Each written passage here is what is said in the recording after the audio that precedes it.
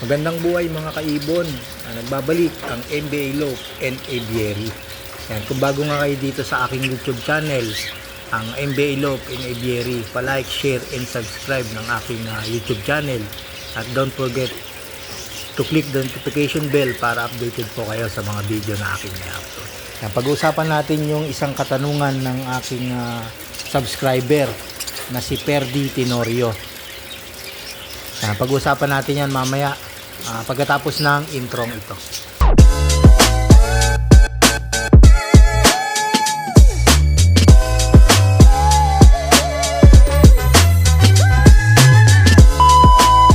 Welcome back po dito sa aking YouTube channel, ang MBA Lope and Aviary. Balik tayo dun sa ating pag-uusapan, yung katanungan ni Perdi Tenorio.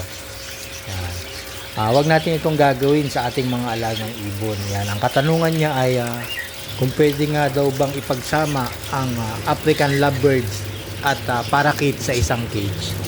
Pag-usapan nga natin yan. Siyempre, hindi ko nirekomenda ang pagsamahin sila kasi nga ang pagsasama nga ng parakeets at African lovebirds sa isang kulungan ay hindi advisable or recommended na pagsamahin ng dalawang ibon. Ito nga yung mga dahilan kung bakit nga hindi pwede natin pagsamahin sa isang kulungan ng ating African lovebirds at parakeets. Dahil ang African lovebirds ay kilala sa sa pagiging agresibo at territorial. Yan. Pag pinagsama mo nga yung dalawang yan, syempre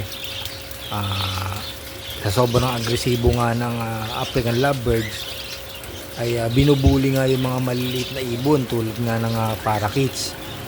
Yan. Hindi rin pwedeng pagsamahin ng ang African lovebirds at mga finches dahil nga mas maliit ito sa kanya. At saka pwede nga mangyari saktan nga ng African lovebird ang mga parakeets, ibuli, tapos pwede rin patayin. Yan ang hindi talaga pwede natin pagsamahin. Siyempre meron din yan ang African lovebird ay nangangailangan din ng ng malaking espasyo upang lumipad at makapaglaro sila.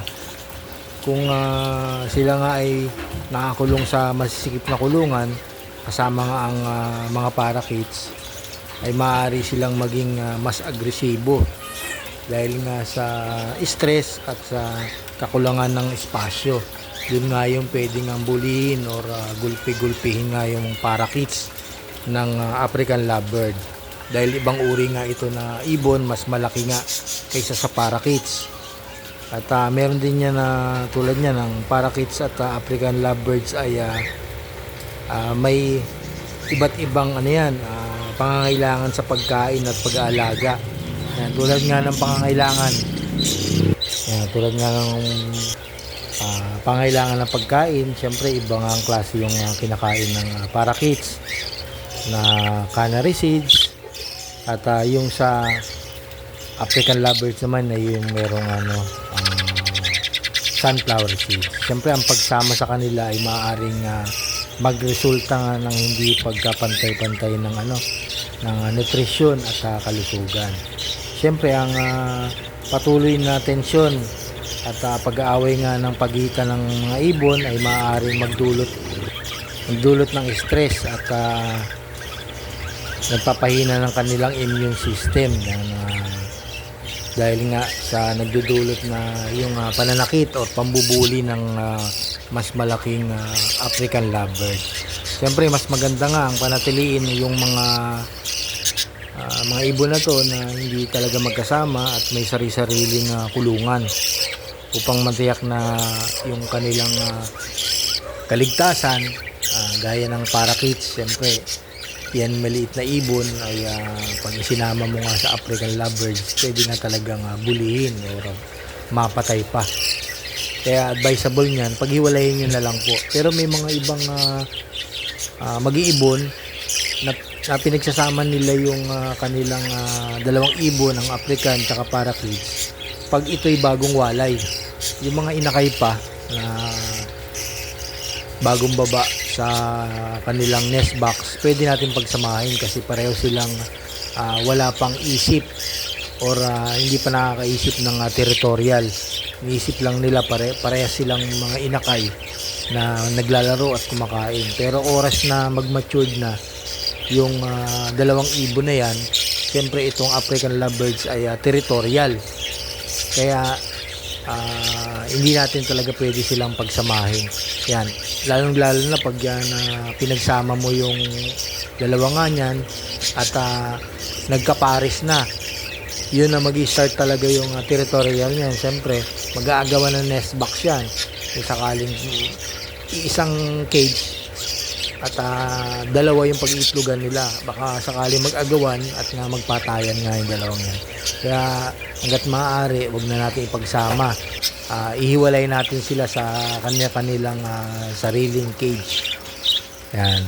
Yan nga mga kaibon, sana itong mga newbie, para ito sa mga newbie na nagbabalak mag-alaga.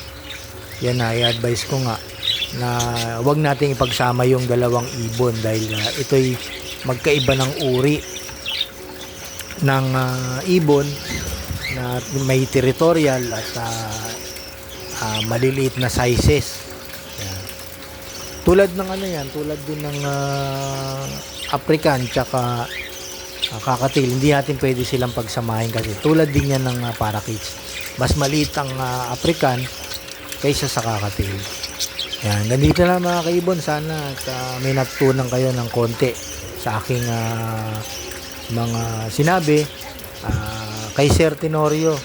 Yan, advice ko, wag niyo pong pagsamahin yung inyong African lovebirds at parakeets sa isang cage. Yan, maraming salamat po sa inyong pakikinig at panonood ng aking ginawang content. Yan, comment lang po kayo pag may mga tanong kayo about sa pag-iibon. Hanggat masasagot ko, pwede ko rin gawing content to para mapanood din ng mga ibang newbie sa pag-iibon ang inyong mga tanong. Yan. Yan, ganito lang mga kaibon at pa-share na lang po ng aking video at pa-subscribe po sa mga bagong pasok at bagong panonood sa aking YouTube channel. Yan, maraming salamat po sa inyong panood. Happy breeding mga kaibon.